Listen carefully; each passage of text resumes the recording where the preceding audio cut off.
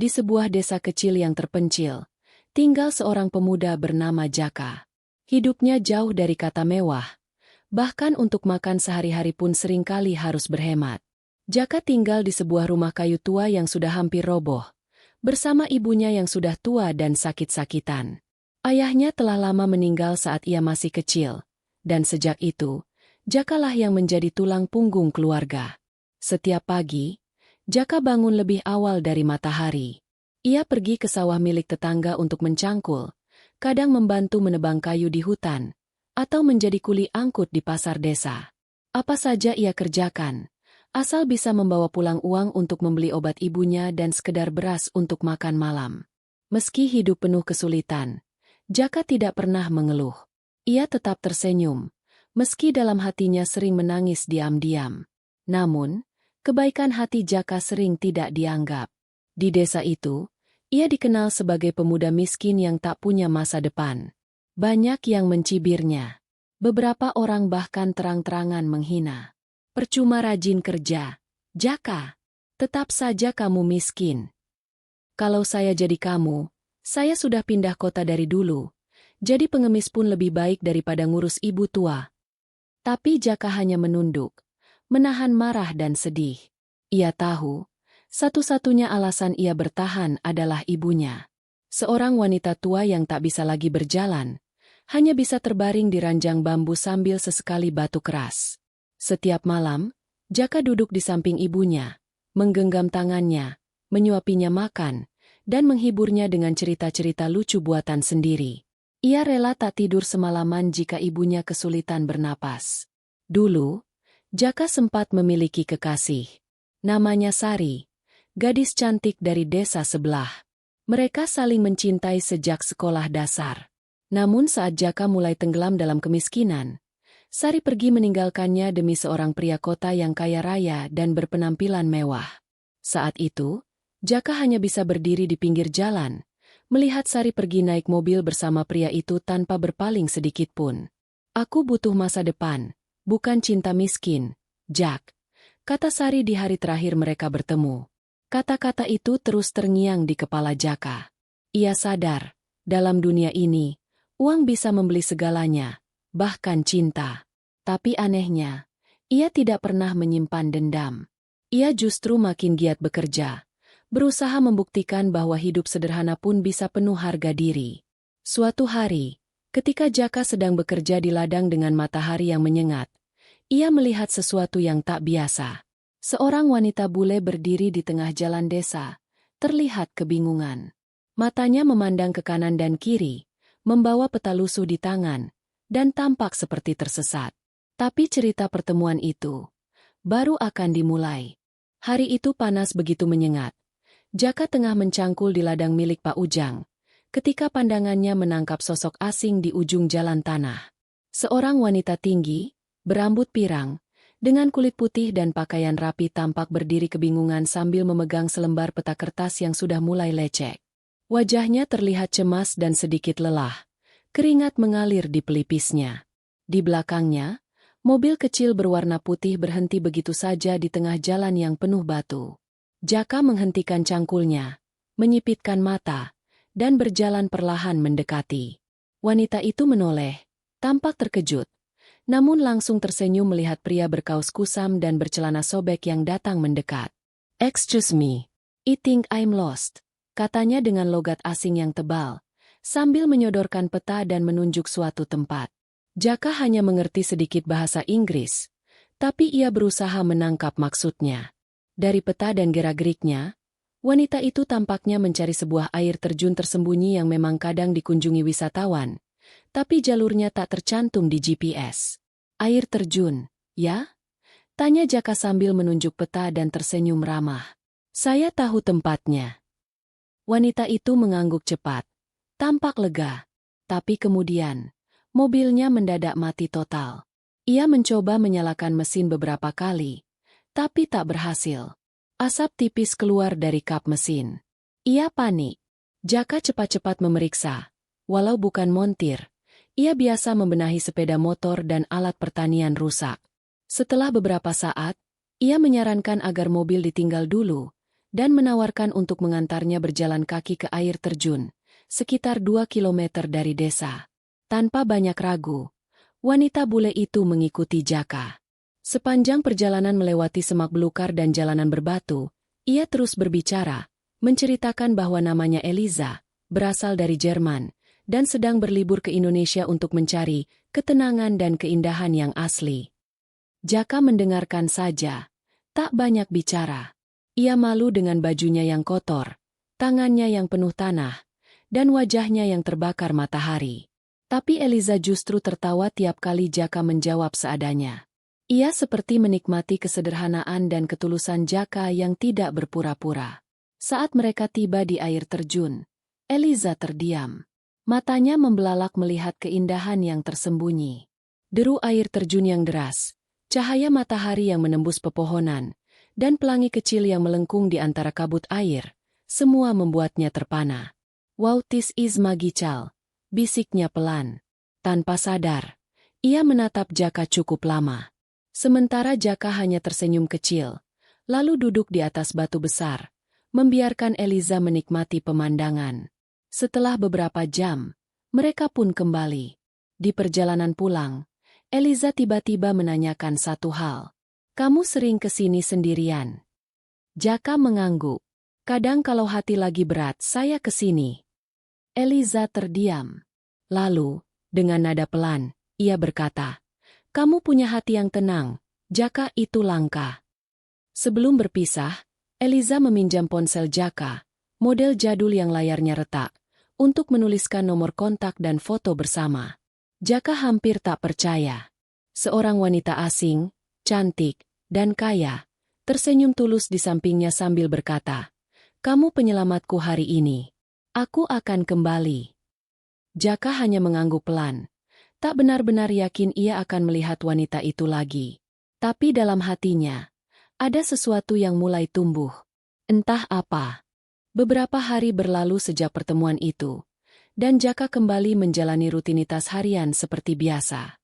Ia bekerja di ladang, merawat ibunya, dan membersihkan rumah kayu kecil mereka.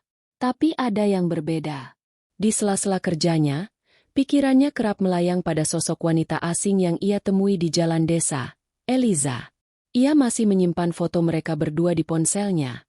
Walau layarnya buram, senyum Eliza tetap terlihat jelas. Lalu suatu sore, saat Jaka sedang menyapu halaman rumah, terdengar suara motor dari kejauhan. Ia menoleh dan terkejut. Di belakang ojek yang dikendarai pemuda desa, duduk Eliza dengan ransel di punggung, mengenakan topi lebar dan celana kain longgar. "Jaka!" sapanya dengan suara riang. Jaka hampir menjatuhkan sapunya. Ia gugup, tak tahu harus berkata apa. Eliza turun dari motor, membayar ongkos, lalu melangkah mendekat sambil tersenyum. "Kamu masih ingat aku?" Tentu saja ia ingat, tapi mulutnya kaku, hanya mampu mengangguk pelan. "Aku ingin mengenal desa ini lebih lama," kata Eliza. "Boleh aku tinggal beberapa hari?" Tanpa sempat berpikir panjang, Jaka menawarkan agar Eliza tinggal di rumah Burika, tetangga mereka yang memiliki kamar kosong untuk disewakan. Eliza setuju.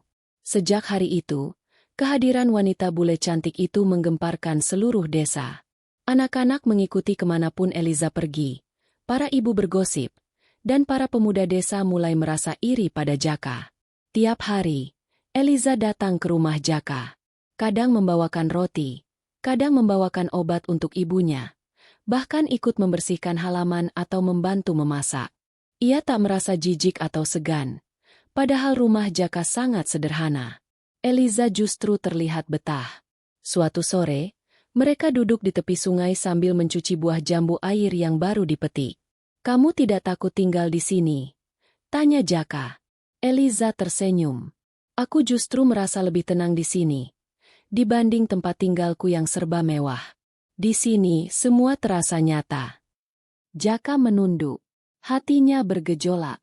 Ia tak pernah merasa sehebat ini. Diperhatikan, diajak bicara, bahkan dipuji oleh seorang wanita luar biasa. Tapi Jaka juga tahu diri.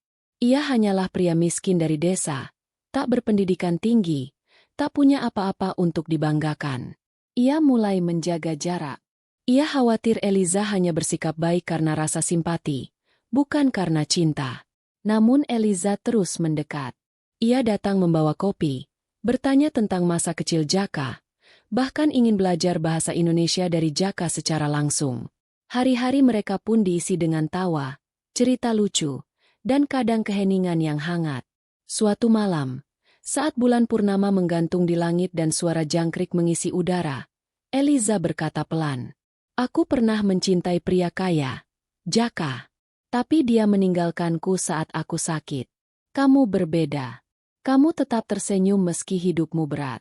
Aku nyaman bersamamu." Jaka terdiam. Jantungnya berdegup lebih cepat. Ia ingin menjawab, tapi ketakutan dalam dirinya masih terlalu besar. "Kenapa kamu baik sama aku, Eliza?" tanyanya akhirnya. Eliza menatapnya dalam. "Karena kamu baik duluan." Tanpa minta balasan. Sejak malam itu, benih cinta benar-benar tumbuh di antara mereka. Tapi Jaka tahu, cinta seperti ini tak akan berjalan mudah.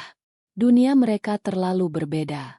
Dan tak lama lagi, perbedaan itu akan diuji oleh pandangan sinis, gosip, dan penolakan dari orang-orang sekitar. Kabar kedekatan Jaka dengan Eliza menyebar cepat seperti api di musim kemarau. Desa kecil itu yang sebelumnya tenang, kini riuh oleh bisikan, tatapan, dan cibiran. Tiap Jaka berjalan melewati warung, para ibu berhenti mengupas sayur dan mulai berbisik. Tiap ia lewat di jalan kecil menuju ladang, para pemuda desa menyeringai sinis. "Hebat ya si Jaka. Modal tampang pas-pasan, bisa deketin bule. Paling cuma manfaatin duitnya. Gak lama juga tuh. Bule mana tahan hidup susah." Jaka mendengarnya. Ia pura-pura tidak peduli, tapi di dalam hati, kata-kata itu menancap tajam. Ia mulai merasa bersalah karena membiarkan Eliza terlalu dekat. Ia takut wanita itu terseret dalam rasa malu hanya karena bersamanya. Namun Eliza justru bersikap sebaliknya. Ia tak memperdulikan omongan orang. Ia tetap datang ke rumah Jaka, tetap duduk bersama ibunya, tetap belajar bahasa Indonesia dari Jaka setiap sore. Eliza bahkan semakin terbuka, mulai bercerita tentang hidupnya di Eropa, tentang ayahnya yang kaya, keluarganya yang terpandang, dan dunia penuh tekanan yang ia tinggalkan demi mencari kebebasan. Suatu hari, saat Eliza duduk bersama Jaka di bel bambu depan rumah, datang seorang pria berdasi, mengendarai mobil mewah. Ternyata itu adalah perwakilan dari ayah Eliza, yang dikirim untuk menjemput dan memintanya pulang ke negara asal. Eliza menolak mentah-mentah. "Aku sudah bahagia di sini," tegasnya, sambil memegang tangan Jaka. Warga desa menonton dari kejauhan. Beberapa mulai merasa iri, tapi sebagian justru marah. "Gila ya? Dia benar-benar nolak keluarga bangsawan demi Jaka. Udah gak masuk akal. Pasti ada maunya tuh." Sampai suatu hari, beberapa pemuda iseng menghadang Jaka saat ia pulang dari ladang. Jak, bule kamu itu, suka pria desa ya? Atau kamu punya ilmu pengasih? Hah? Tampang begini bisa dapat bule. Pasti ada yang gak beres." Mereka menertawakannya. Salah satu dari mereka bahkan mendorong Jaka hingga terjatuh ke sawah.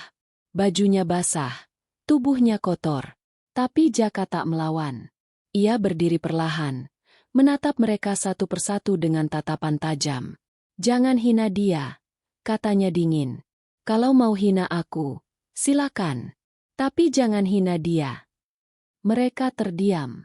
Tak menyangka Jaka bisa berkata seperti itu. Malam harinya, ibunya menangis. "Nak, kamu yakin ini cinta? Dia terlalu tinggi untuk kamu. Nak, ibu takut kamu disakiti." Jaka menggenggam tangan ibunya. "Aku juga takut, Bu. Tapi aku tidak pernah merasa sebahagia ini." Beberapa hari kemudian, saat desa masih ribut membicarakan mereka, Eliza datang membawa kejutan yang membuat semua orang terdiam. Ia berdiri di depan rumah Jaka, di hadapan warga desa yang kebetulan sedang berkumpul di balai, dan berkata dalam bahasa Indonesia yang masih terbata, "Aku tidak peduli kalian hina dia. Di mataku, Dia laki-laki paling jujur dan tulus yang pernah aku temui. Aku cinta dia. Dan di saat itu juga, Eliza melakukan sesuatu yang membuat seluruh desa terbelalak. Ia berlutut di hadapan Jaka dan mengeluarkan cincin dari kantong kecilnya. Jaka, will you marry me? Jaka terpaku. Warga desa terdiam. Tidak ada yang pernah menyangka seorang wanita bule, cantik, kaya, melamar seorang pria miskin dari desa. Detik itu juga, dunia Jaka berubah. Keheningan menyelimuti desa saat Eliza berlutut di hadapan Jaka, menyodorkan cincin dengan tangan gemetar. Mata birunya menatap dalam, penuh keberanian dan ketulusan. Warga yang tadinya berbisik-bisik kini terdiam kaku, sebagian menahan napas, sebagian lain menutup mulut tak percaya. Jaka berdiri membatu. Tak pernah seumur hidupnya ia membayangkan momen seperti ini. Seorang wanita bule, cantik, kaya raya, melamarnya di depan orang-orang yang selama ini merendahkannya. Dunia seakan berhenti berputar. Tapi di hatinya, perang besar sedang terjadi. Ia ingin mengatakan, iya, tapi ia takut. Takut dianggap hanya menumpang kemewahan. Takut dicibir, dihina, dijuluki, pengejar harta. Ia takut tak mampu membahagiakan Eliza. Tapi saat ia menatap wajah wanita itu, yang tak memperlihatkan rasa malu sedikitpun meski berlutut di tanah desa yang berdebu, ia tahu, ini bukan tentang gengsi. Ini tentang keberanian mencintai. Dengan suara pelan namun tegas, Jaka berlutut di depan Eliza, menggenggam tangannya, dan menjawab, "Kalau kamu yakin, aku juga yakin. Aku mau menikah sama kamu, Eliza." Teriakan warga langsung pecah. Sebagian bertepuk tangan, sebagian menggeleng tak percaya. Beberapa ibu langsung mendekat ke Eliza, bertanya ini itu, penasaran setengah mati.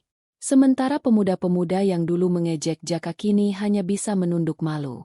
Namun, euforia itu tidak berlangsung lama. Keesokan harinya, kabar pernikahan mereka menyebar cepat hingga ke kota. Wartawan datang ke desa, membawa kamera dan mikrofon. Judul-judul berita online mulai bermunculan. Pria miskin dari desa dilamar bule kaya. Kisah cinta nyata yang mengalahkan drama Korea. Siapa sebenarnya Jaka? Keberuntungan atau nasib emas? Jaka dan Eliza tiba-tiba jadi sorotan. Hidup mereka yang sederhana berubah drastis. Tawaran wawancara datang bertubi-tubi. Bahkan ada stasiun televisi yang ingin menayangkan kisah mereka sebagai film dokumenter. Namun di balik sorotan kamera, bayangan gelap mulai muncul. Keluarga Eliza di Eropa mendengar kabar itu dan murka. Ayah Eliza, seorang pengusaha besar yang sangat berpengaruh, merasa martabatnya dihina. Ia mengirim utusan untuk memaksa Eliza pulang, bahkan mengancam akan mencabut semua hak warisnya jika ia tetap menikah dengan pria desa. "Ayahmu bilang dia akan anggap kamu bukan anaknya lagi," ujar perwakilan keluarga itu di hadapan Eliza dan Jaka. Tapi Eliza hanya menatap tajam dan berkata, "Kalau cinta saya dianggap aib, saya tidak butuh warisan." Jaka menatap Eliza dengan mata berkaca. Ia tak pernah membayangkan ada wanita yang rela melepas dunia demi dirinya. Namun tekanan tak hanya datang dari keluarga Eliza. Beberapa tokoh desa mulai meragukan niat Jaka. Mereka menggelar rapat desa, mempertanyakan apakah pernikahan ini hanya cara Jaka mengangkat derajat tanpa usaha nyata.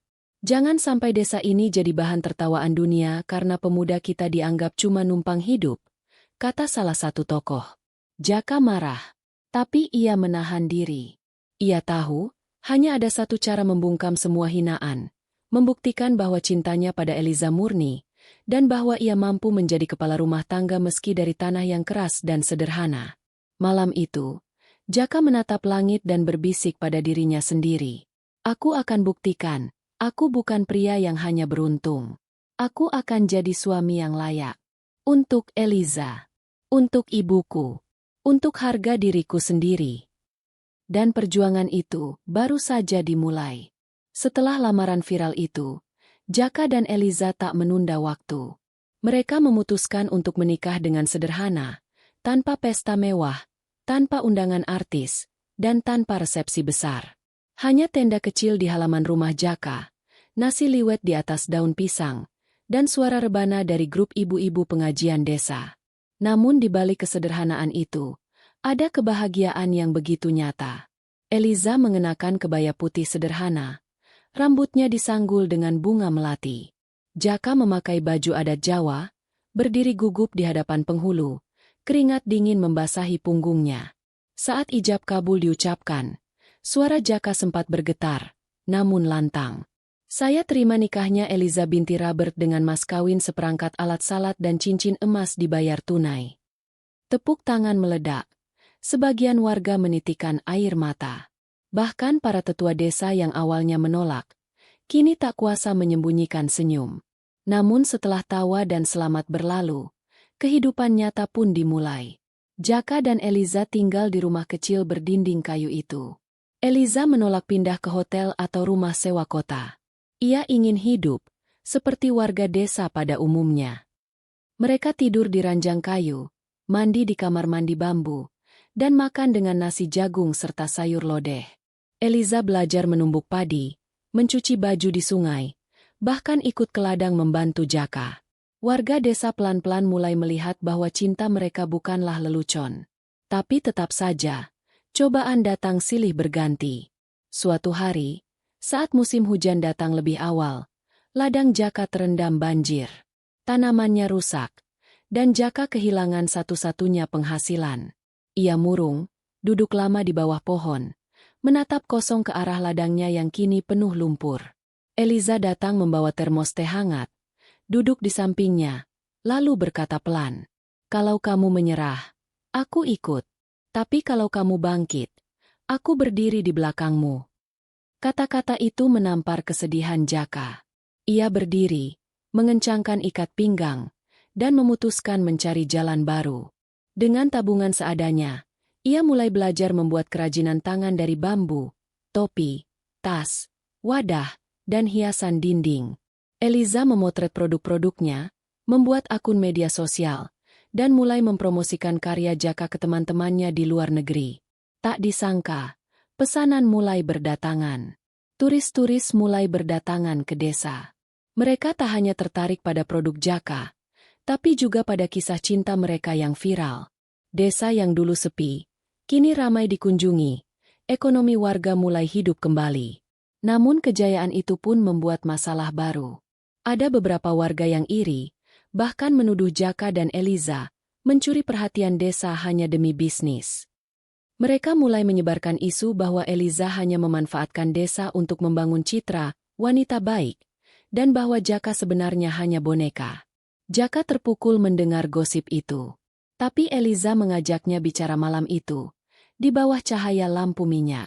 "Kita tidak bisa mengontrol apa yang orang pikirkan," katanya. "Tapi kita bisa mengontrol bagaimana kita bertahan. Kalau kamu jatuh karena omongan orang, kamu belum siap berdiri." Jaka memeluk Eliza erat malam itu. Ia sadar, perempuan ini bukan hanya istri, tapi kekuatannya. Beberapa bulan kemudian, bisnis kerajinan bambu Jaka berhasil menembus pasar ekspor. Ia mulai mengajari pemuda-pemuda desa membuat produk, mempekerjakan tetangga-tetangganya, dan mengubah halaman rumahnya jadi workshop. Desa pun berubah.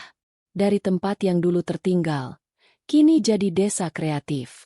Semua itu berawal dari cinta yang dianggap mustahil. Dan Jaka, dari seorang yang dulu hanya dipandang sebelah mata, kini berdiri gagah. Bukan karena kekayaan Eliza, tapi karena ketekunan dan cintanya yang diuji waktu. Namun tantangan sesungguhnya belum selesai. Sebab di balik keberhasilan itu, seseorang dari masa lalu Eliza diam-diam sedang mendekat, membawa ancaman yang bisa menghancurkan segalanya. Kebahagiaan Jaka dan Eliza kian nyata. Desa yang dulu sunyi kini menjadi ramai, bukan hanya karena bisnis kerajinan bambu yang mereka kembangkan, tapi juga karena kisah cinta mereka yang sudah mendunia. Setiap minggu ada saja turis atau jurnalis yang datang untuk melihat langsung bagaimana dua dunia bisa menyatu begitu tulus. Tapi di saat semua tampak sempurna di permukaan, badai diam-diam mulai mendekat. Suatu pagi, Jaka menemukan sebuah surat tanpa nama di depan rumahnya. Hanya secari kertas. Namun tulisannya tajam. Kamu pikir kamu layak untuk dia? Jangan lupa dari mana kamu berasal. Kalau tidak mundur, akan ada harga yang harus dibayar. Jaka terdiam lama membaca surat itu. Kertas itu kemudian ia lipat dan simpan, tanpa memberitahu Eliza. Ia tak mau membuat istrinya khawatir. Tapi sejak hari itu, Jaka menjadi lebih waspada. Ia mulai merasa ada yang mengawasi, seseorang yang tak terlihat tapi selalu ada di sekitar. Beberapa hari kemudian, saat Eliza sedang sendirian di workshop, seorang pria asing datang. Tampan, parlente, berjas rapi, dengan wajah yang seolah-olah keluar dari majalah fashion. Ia memperkenalkan diri sebagai Nathan, mantan tunangan Eliza. Tanpa basa-basi, Nathan langsung menyindir. Aku tidak menyangka kamu bisa hidup seprimitif ini, Eliza. Mandi di sumur? Makan nasi jagung? Kamu sedang main drama atau benar-benar kehilangan akal? Eliza langsung berdiri. Wajahnya tegang, tapi tatapannya tajam. Kenapa kamu ke sini? Tanyanya. Nathan berjalan pelan mengelilingi workshop, seolah mengejek semua yang ada. Ayahmu mengirimku. Dia menyesal memutus hubungan denganmu. Dan dia mau kamu pulang. Kalau kamu ikut aku sekarang, semuanya akan kembali. Rumah, mobil, perusahaan, kartu tanpa limit. Semua. Eliza tertawa kecil, getir. Aku tidak butuh itu semua. Dan aku tidak butuh kamu. Nathan menatapnya dalam. Apa kamu yakin pria desa itu bisa melindungimu? Saat kamu sakit nanti, saat kamu butuh pengobatan, saat kamu ingin anak-anakmu sekolah tinggi, dia bisa apa? Eliza diam. Tapi bukan karena ragu, melainkan karena jijik. Pergi, Nathan, sebelum aku benar-benar kehilangan hormat. Namun Nathan tidak menyerah. Ia mulai menyebar isu ke media, bahwa Eliza dipengaruhi secara emosional, bahwa Jaka hanya memanfaatkan kisah cinta mereka demi ketenaran dan bisnis, bahkan bahwa Jaka mungkin menggunakan cara-cara gaib untuk membuat Eliza jatuh cinta. Berita-berita itu langsung memicu badai di media sosial. Banyak yang mulai ragu, mulai berpihak pada versi cerita Nathan yang terkesan lebih masuk akal. Jaka dihujat. Komentar-komentar tajam membanjiri akun media sosial mereka. Cinta macam apa ini? Pasti ada udang di balik batu. Bulenya pasti lagi eksperimen sosial. Jaka cuma numpang nama doang. Gak mungkin segitu cinta tulusnya. Eliza marah. Tapi Jaka tetap tenang. Ia tahu, membalas bukan solusi. Tapi diam pun bukan pilihan. Beberapa hari kemudian, Jaka berdiri di depan kamera. Ia membuat video sederhana. Hanya duduk di kursi kayu dengan latar rumah bambunya. Ia bercerita tentang bagaimana ia bertemu Eliza, tentang bagaimana ia berjuang, dan tentang bagaimana cinta mereka dibentuk oleh kesabaran, bukan glamor. Kalau orang bilang aku tidak pantas untuk dia, ya, mungkin benar. Tapi Eliza bukan perempuan yang mencari pantas. Dia mencari jujur. Dan aku akan terus belajar menjadi laki-laki yang jujur dan bertanggung jawab. Bukan sempurna, tapi nyata. Video itu meledak di internet. Ribuan orang tersentuh, jutaan menonton. Tagar cinta tanpa pangkat menjadi trending. Eliza pun ikut membuat video balasan, memperlihatkan keseharian mereka yang penuh tawa dan kesederhanaan. Publik kembali berpihak pada mereka. Bahkan banyak artis dan tokoh luar negeri yang ikut menyuarakan dukungan. Nathan kalah. Ia pulang dengan tangan hampa dan nama tercoreng. Namun sebelum pergi, ia menyampaikan kalimat terakhir kepada Jaka. Kamu menang sekarang. Tapi dunia Eliza bukan dunia kamu. Cepat atau lambat, kamu akan kalah oleh waktu. Dan kalimat itu terus terngiang di benak Jaka. Karena jauh di dalam hatinya, Jaka tahu, cinta saja tidak cukup. Ada tantangan yang lebih besar menanti. Masa depan dan kehidupan rumah tangga sesungguhnya. Waktu berlalu, dan kehidupan di desa kembali berjalan seperti biasa. Namun, meski kemenangan telah diraih, media sosial mereka kembali dipenuhi pesan-pesan cinta, Bahkan beberapa media besar mengundang mereka untuk tampil di acara talk show. Jaka dan Eliza tahu bahwa kemenangan sesungguhnya bukan tentang popularitas atau mengalahkan Nathan.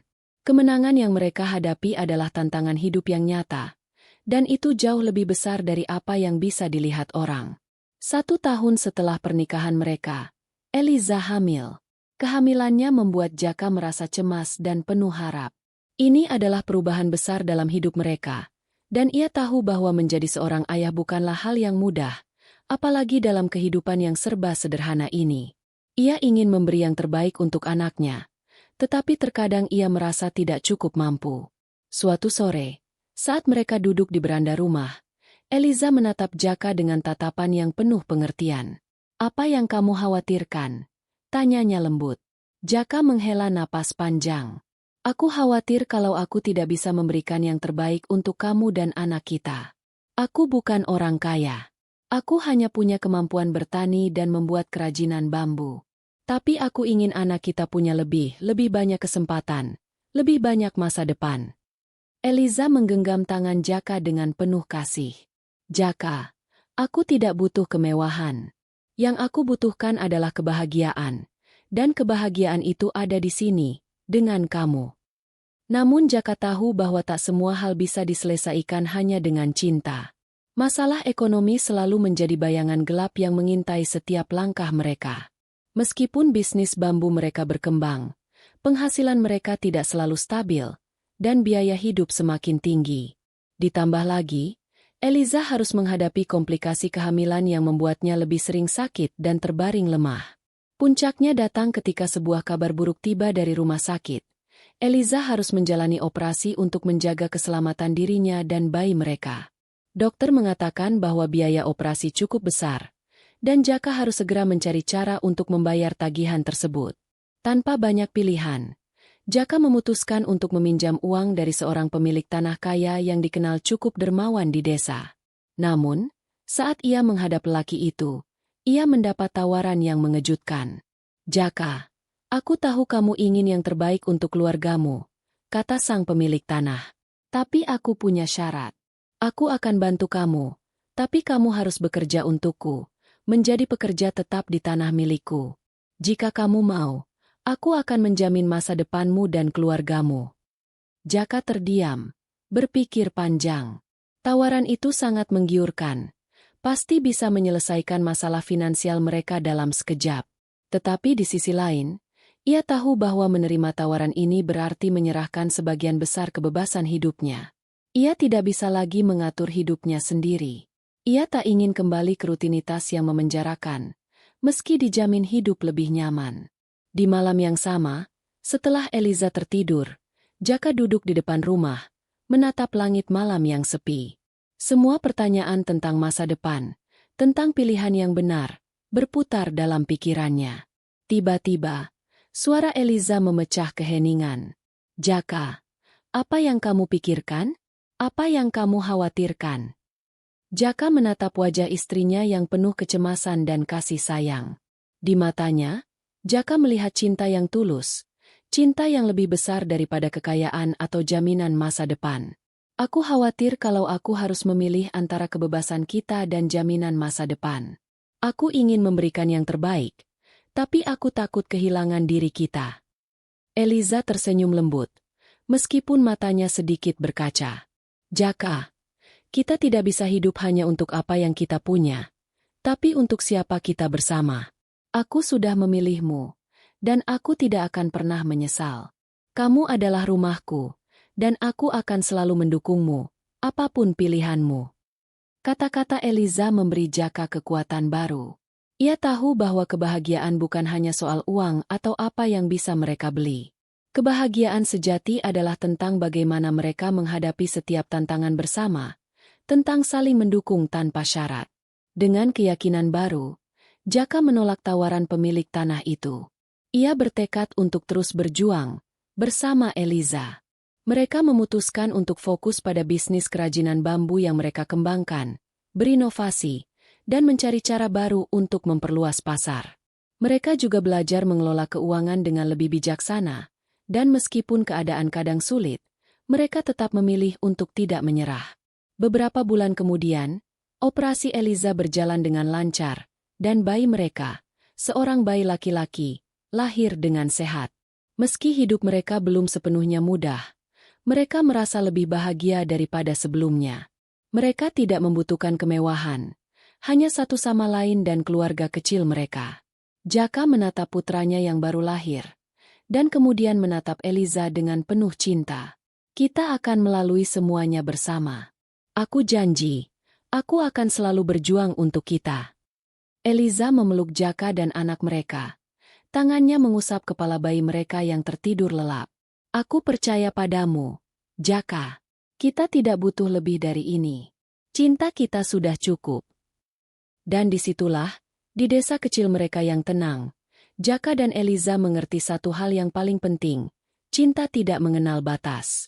Tidak ada kekayaan, status, atau latar belakang yang bisa menghalangi cinta sejati yang tulus. Mereka membuktikan bahwa meskipun hidup penuh tantangan, kebahagiaan sejati datang dari berjuang bersama, dari saling mendukung dan menghargai, dari keberanian menghadapi masa depan tanpa rasa takut. Kisah mereka, kisah pria miskin yang menikahi wanita bule cantik dan kaya, menjadi lebih dari sekadar viral. Itu menjadi simbol dari harapan, cinta sejati, dan keberanian untuk memilih jalan yang benar meskipun dunia berkata sebaliknya. Dan mereka berdua tahu, perjalanan mereka baru saja dimulai. Tamat.